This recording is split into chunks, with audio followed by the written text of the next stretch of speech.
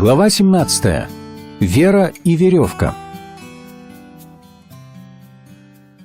Верою Раав, блудница.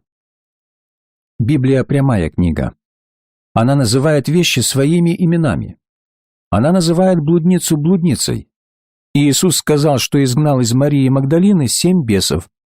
Библия есть книга истины. Да здравствует истина. Верою Раав, блудница, не погибла с неверными. Дело не в том, что Раав была лучше всех в Иерихоне. Без сомнения, там были тысячи более достойных внимания людей.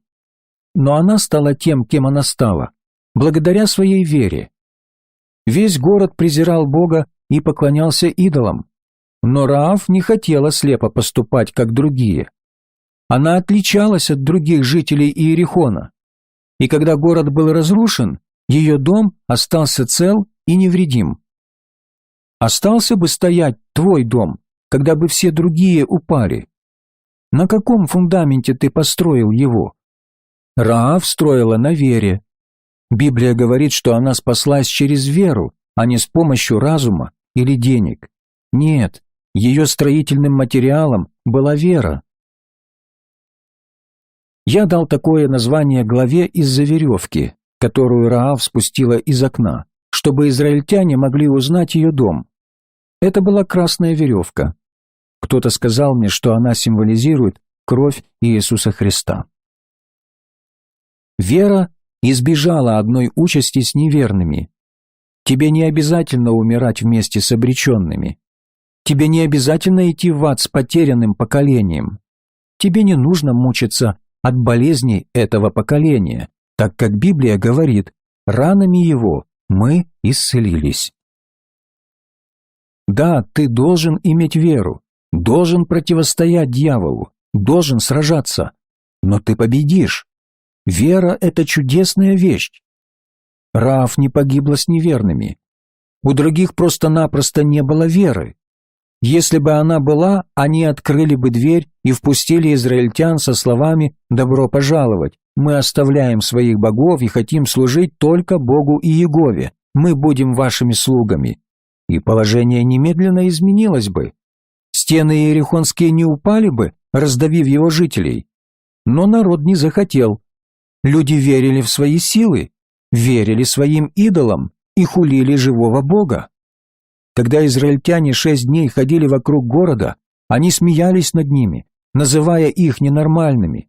Но на 7-й день крепостные стены рухнули. И только один человек в городе предвидел это – Раав. Раав избежала гибели с неверными из-за того, что приняла соглядатаев как друзей. В послании Иакова во 2 главе, в 25 стихе говорится: «Подобно и Раав, блудница, не делами ли оправдалась, приняв соглядатаев и отпустив их другим путем?» Раав оправдалась делами веры. Что это были за дела? Давайте вернемся к рассказу в Ветхом Завете. «И послал Иисус, сын Навина, из Ситима 2 соглядатаев тайно, и сказал: пойдите, осмотрите землю и Иерихон. 2 юноши пошли и пришли в дом блудницы, которой имя Раав, и остались ночевать там. Царь Иерихонский послал сказать Рааве: выдай людей, пришедших к тебе, которые вошли в твой дом ночью, ибо они пришли высмотреть всю землю. Но женщина взяла 2 человек тех и скрыла их, и сказала: точно, приходили ко мне люди, но я не знала, откуда они, а сама отвела их на кровлю и скрыла в снопах льна, расположенных у нее на кровле. Прежде нежели они легли спать, она взошла к ним на кровлю и сказала им: я знаю, что Господь отдал землю сию вам, ибо вы навели на нас ужас, и все жители земли сей пришли от вас в робость, ибо мы слышали, как Господь Бог иссушил пред вами воду Черного моря, когда вы шли из Египта, и как поступили вы с 2 царями аморейскими за Иорданом, Сигоном и Огом, которых вы истребили. Когда мы услышали об этом, ослабело сердце наше, и ни в ком из нас не стало духа против вас, ибо Господь, Бог ваш, есть Бог на небе вверху и на земле внизу.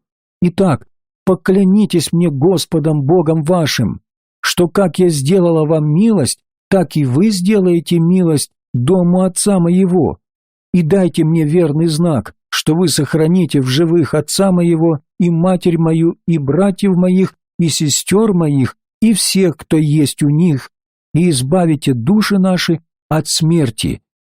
Эти люди сказали ей: «Душа наша вместо вас да будет предана смерти, если вы ныне не откроете сего дела нашего. Когда же Господь предаст нам землю, мы окажем тебе милость и истину». И спустила она их по веревке через окно, ибо дом ее был в городской стене, и она жила в стене, и сказала им: «Идите на гору, чтобы не встретили вас преследующие, и скрывайтесь там 3 дня, доколе не возвратятся погнавшиеся за вами, а после пойдите в путь ваш». И сказали ей те люди: «Мы свободны будем от твоей клятвы, которую ты нас закляла, если не сделаешь так.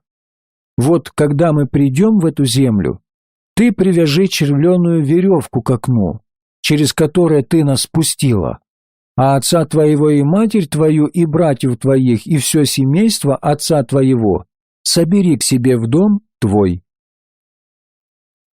Раав доказала свою веру действием. Она пригласила к себе соглядатаев и сказала: «Входите в мой дом, только здесь вы будете в безопасности». Когда же пришли их искать, она спрятала их на крыше подо льном. Раав была работящей женщиной, ведь изо льна в то время изготовляли одежду и многое другое. Она была смела, так как жила в доме на городской стене, не боясь опасности. В ее окна дул свежий ветер, и можно было любоваться скалами вокруг города. Это было достойное место. Она обладала физической силой, ведь она смогла спустить по стене на веревке 2 мужчин. Она знала, как поступать. Она была умной женщиной и объяснила соглядатаям, как спастись от погони и как затем спасти ее семью. Израильтяне последовали ее совету. Раав была женщиной веры. Она знала, что Бог отдает им город, и приняла личное решение верить Богу Израиля, хотя никто из ее соотечественников не верил в него. То, что она предприняла, привело ее к спасению. Верить значит действовать. Вера – это не мертвая вещь, но живая и очень активная. Ты должен это знать, иначе у тебя никогда не будет веры. Вся семья Раав спаслась под сенью ее веры. Если у тебя будет вера, она станет защитой твоему дому. Вера есть сила, помазание, свет, идея. Она реальна и имеет свойство возрастать, если ты будешь применять ее в деле. Израильтяне во главе с Иисусом Навином сожгли город после того, как стены его рухнули. Но перед этим они вывели из него Раав и ее семью. Неслыханная история. Ведь она стала частью народа Божьего, Божьей семьи. Фактически она вошла в родословную самого Мессии. Раав упоминается в 1 главе Евангелия от Матфея среди других предков Давида. Присоединившись к Израилю, она вышла замуж за достойного праведного человека, не за идиота. Раав вошла в хорошую семью и сама стала благочестивой женщиной. Когда ты приходишь ко Христу, Он прощает тебе все твое прошлое. Твои соседи могут сильно ранить тебя всю жизнь, попрекая прошлым, но только не Бог. Когда ты показываешь Ему делом, что у тебя есть вера, Он прощает и забывает прошлое, бросает его в море забвения и никогда больше не вспоминает. На берегу Он ставит табличку «Дьявол, ловля запрещена». Ты свободен навечно. Тебе не нужно больше носить кроваво-красные одежды греха. Ты облачен в белоснежные одежды праведности Божьей, чистоту и святость. Ты получил их через живую веру в живого Бога. Из-под развалин Иерихона спаслась только одна семья. Раав и ее родные пришли к израильтянам не как угнетенные, не как рабы, они имели право сказать: «Мы помогли вам завоевать город, теперь мы хотим верить в вашего Бога, служить Ему и станем частью вашего народа». Раав последовала за праведниками. Она вошла непосредственно в семью Мессии, и Библия говорит, что это стало возможно благодаря ее вере. Откуда же у нее появилась эта вера? Она сама об этом говорит. «Мы слышали, как вы были освобождены из Египта». Это произошло за 40 лет до падения Иерихона. Но Раав верила слышанному. Она была сильной женщиной. Она знала, чего хотела, и, приняв решение, всеми силами стремилась к цели. «Я верю в чудесное происшествие, которое совершил Бог народа израильского. Он мне нравится, я мало о нем знаю, но однажды обязательно с ним познакомлюсь. Я слышала обо всем, что он сделал для тех, кто в него верит, и верю, что он отдаст эту землю израильтянам». Так рассуждала Раав. Вот это вера. Она услышала и поверила. Веришь ли ты в то, что слышишь? Или возражаешь и сомневаешься? Когда я рассказываю о Кларите Виллануеве, девушке с Филиппинских островов, освобожденной от бесовской власти, некоторые говорят: «Не знаю, никогда не слыхал этой истории». Я, наверное, странный человек. Я не прошу верить людей во что-нибудь. Они могут верить, если хотят, но я должен рассказать то, что считаю истиной. Я не спрашиваю: «Ну, а теперь-то верите?» Я оставляю им самим судить. Раав поверила и привела свою веру в действие. Когда соглядатаи пришли, она приняла их.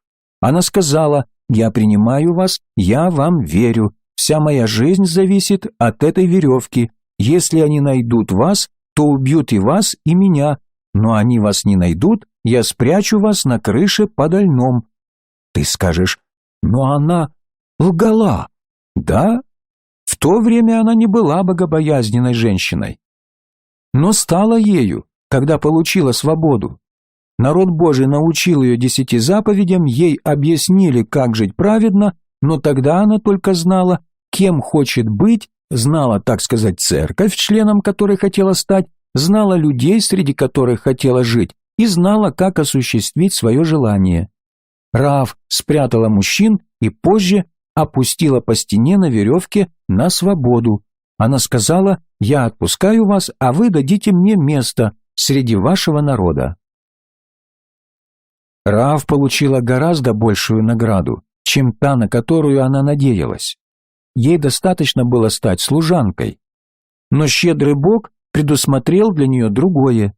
Он видел ее веру и мужество и сказал: «Я совершу великое для тебя. Ты пришлась мне по сердцу своим доверием мне, тем, что я называю верой». И он включил ее имя в удивительный рассказ о вере в 11 главе послания к евреям. Мы могли бы умолить ее заслуги, могли бы отвернуться от нее с презрением, но Бог не может так поступить. Я проповедовал на Аляске перед началом Второй мировой войны. Там я познакомился с губернатором и его женой. Кто-то рассказал мне его историю, вокруг нас всегда циркулируют сплетни. Когда этот человек был еще холост, он разбогател на добыче золота. Потом занялся политикой и стал губернатором. Женщин в тех краях тогда было мало, и мужчины ходили в публичные дома. Там этот человек и встретил девушку, которую полюбил. Он спросил ее: «Дорогая, ты вправду хочешь быть уличной девкой?» «Нет, но я должна на что-то жить». «Хотела бы ты уйти отсюда?» «Да». «Если я женюсь на тебе, будешь ли ты хорошей женой?» «Конечно». Он забрал эту девушку из публичного дома и сделал госпожой губернаторшей. Когда я с ней встретился, она оказалась наиприятнейшей женщиной. За ее спиной шептали: «Смотрите, она из того дома». Но официально она была женой губернатора, первой леди штата, и с этим все сплетники обязаны были считаться. Она вырвалась из плена неблагоприятных обстоятельств. Это может случиться с каждым. Вера способна вывести тебя на правильный путь, когда ничто другое не способно помочь тебе. Верой блудница Раав была вписана в родословную Давида, Соломона и Иисуса Христа. Не появилось ли у тебя желание верить Богу? Приобретение веры – это один из наиважнейших жизненных вопросов. Если она у тебя есть, ты посетишь разные части света, совершишь множество замечательных дел, которые, не обладай ты верой, оказались бы тебе не под силу. Вера приходит от Бога. Сначала ты получаешь ее, а затем она струится из тебя. Она может вознести тебя из низин на горную вершину, поможет осуществить то, чего ты не смог бы сделать своими собственными силами, руководствуясь лишь своим разумом. Это обязательно случится с тобой, благодаря самой могучей, движущей силе в мире – вере. Христос сказал: «Все возможно верующему».